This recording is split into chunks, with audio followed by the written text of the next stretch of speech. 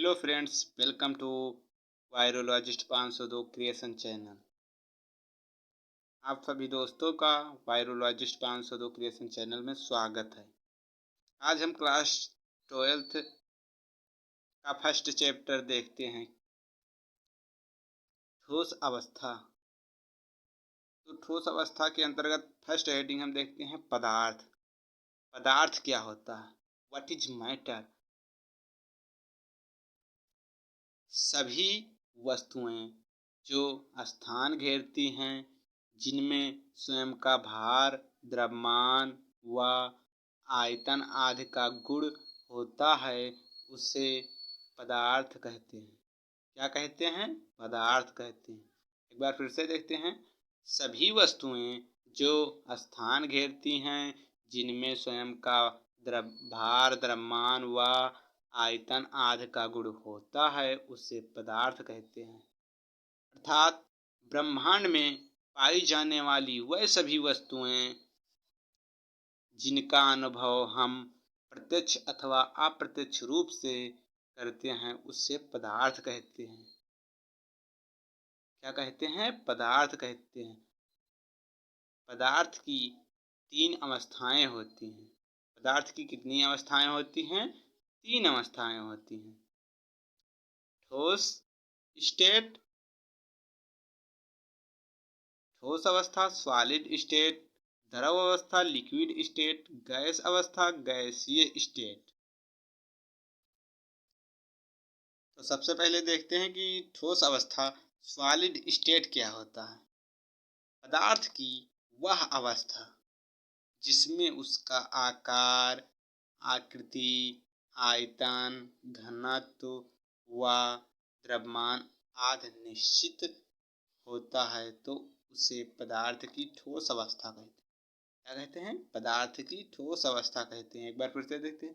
पदार्थ की वह अवस्था जिसमें उसका आकार, आकृति, आयतन, घनत्व व द्रव्यमान आदि निश्चित होता है, तो उसे पदार्थ की ठोस अवस्था कहते हैं। जैसे ईंट, पत्थर।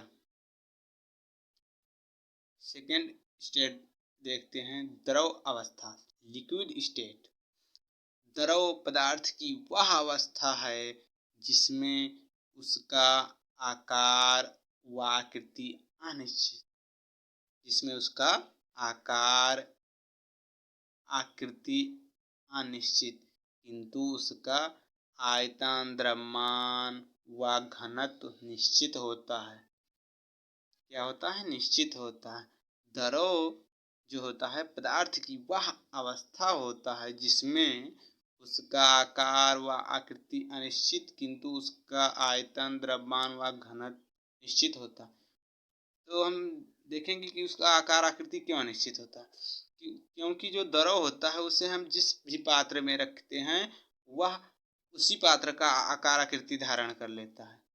जैसे फॉर एग्जांपल हम पानी ले लेते हैं, उसे अगर हम गिलास में रखेंगे तो वो गिलास का आकृति धारण कर लेगा, और यदि हम उसे लोटा में या बाल्टी में रखेंगे तो वो बाल्टी लोटा का आकार धारण कर लेगा। इसलिए इसका जो आकार आकृति होता है वो अनिश्चित होता है। जैसे जल, दूध, डीजल आदि, पेट्रोल भी ले लेते हैं।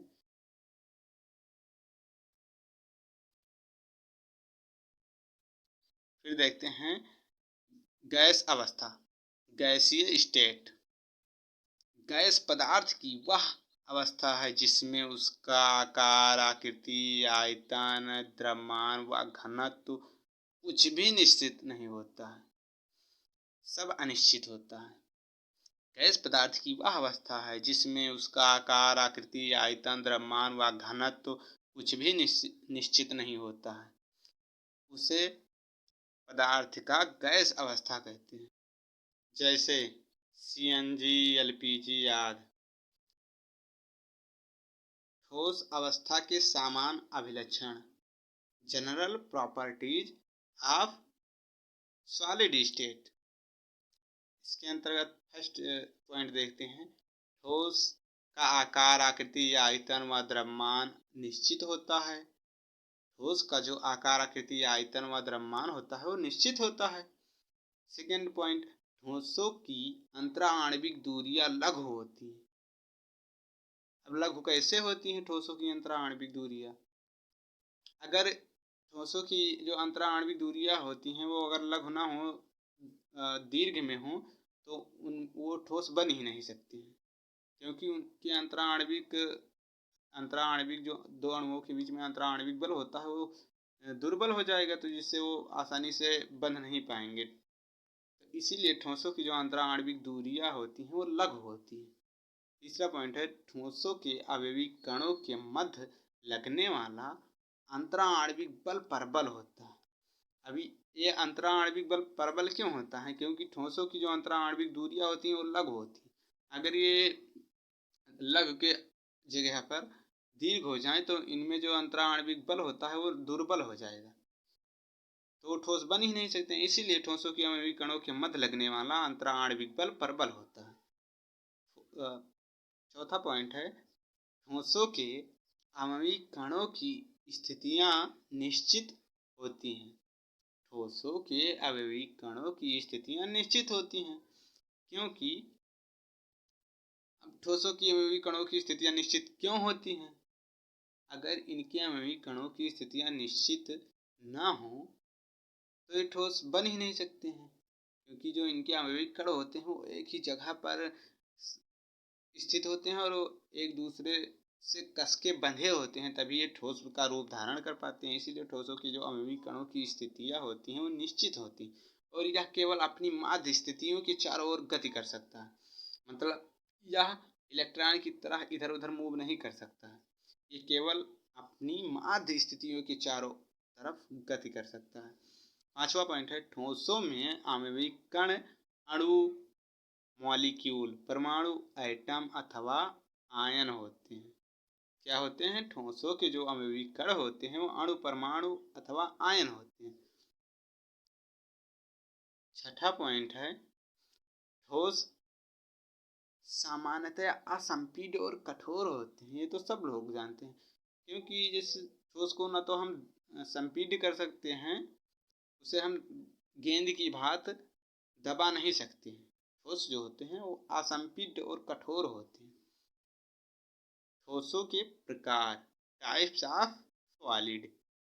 ज्यामितीय व्यवस्था के आधार पर ठोस मुख्यतः दो प्रकार के होते हैं। वैसे तो ठोसों के कई प्रकार हैं, लेकिन हम क्या देखेंगे स्पेशल, ज्यामितीय व्यवस्था के आधार पर ठोस मुख्यतः कितने प्रकार के हैं? दो प्रकार के होते हैं, क्रिस्टलीय ठोस क्रिस्टलाइन सॉलिड, अक्रिस्टलीय ठोस एमॉर्फस सॉलिड। तो सबसे पहले हम देखेंगे क्रिस्टलीय ठोस क्या होता है।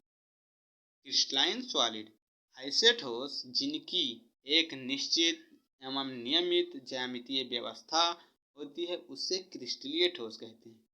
क्या कहते हैं? क्रिस्टलाइन सॉलिड ऐसे ठोस जिनकी एक निश्चित एवं नियमित ज्यामितीय व्यवस्था होती है उससे क्रिस्टलीय ठोस कहते हैं।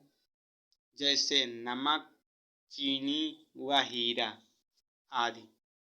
नमक, चीनी व हीरा।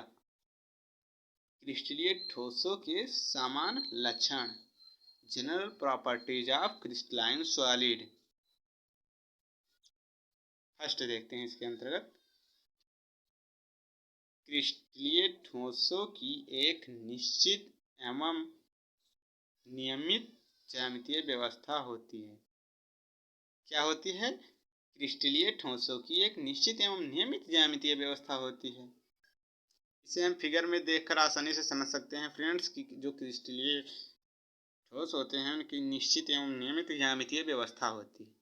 दूसरा पॉइंट है, क्रिस्टलीय ठोसों का गलनांक व क्वथनांक निश्चित होता है, अर्थात शीतलन का वक्र सतत ना होकर असतत होता है।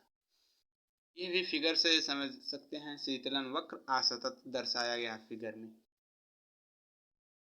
तीसरा पॉइंट देखते हैं, क्रिस्टलीय ठोस विषमदेशिक प्रकृति के होते हैं।